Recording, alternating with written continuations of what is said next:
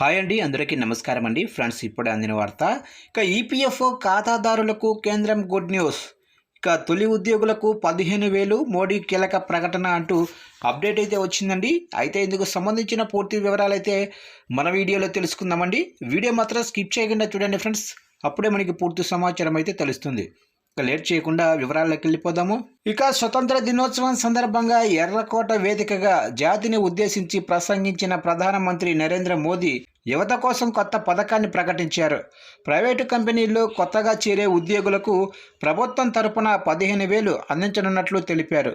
ఉద్యోగం ఇచ్చే కంపెనీకి కూడా ఒక్కో ఉద్యోగికి ప్రతి నెల 3,000 వరకు ప్రోత్సాహకం అందించనున్నారు. ఇక ప్రధానమంత్రి వికసిత్ భారత్ రోజ్గర్ యోజన పేరుతో తీసుకొచ్చిన ఈ పథకానికి 1,00,000 కోట్ల రూపాయలు కేటాయించినట్లు 79వ స్వతంత్ర దినోత్సవ వేడుకల సందర్భంగా ప్రధానమంత్రి మోదీ ప్రకటించారు. పీఎం వికసిత్ భారత్ రోజ్గర్ యోజన ముఖ్య ఉద్దేశాలు, ప్రయోజనాలు, అర్హతలు, దరఖాస్తు విధానం గురించి పూర్తి వివరాలు అయితే తెలుసుకుందాం. ఇక దేశంలో ఉద్యోగ అవకాశాలను పెంచడానికి కేంద్ర ప్రభుత్వం ప్రవేశపెట్టిన పథకం ప్రధానమంత్రి వికసిత్ భారత్ రోజ్గర్ యోజన. ఈ పథకాన్ని 2025-26 బడ్జెట్లో ప్రకటించారు. ఇది 2025 ఆగస్టు 1 నుంచి దేశవ్యాప్తంగా కూడా అమల్లోకి వచ్చింది. ఈ పథకం కింద మొదటిసారి ఉద్యోగంలో చేరి ఈపీఎఫ్ఓలో సభ్యులయ్యే యువతకు ప్రభుత్వం 15,000 వరకు అదనంగా చెల్లిస్తుంది.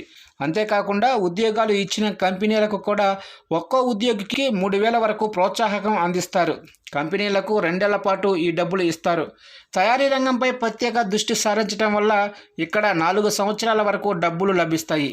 ఈ పథకాన్ని గతంలో ఈఎల్ఐ అంటే ఎంప్లాయ్మెంట్ లింక్డ్ ఇన్సెంటివ్ స్కీమ్ అనే పేరుతో అమలు చేశారు.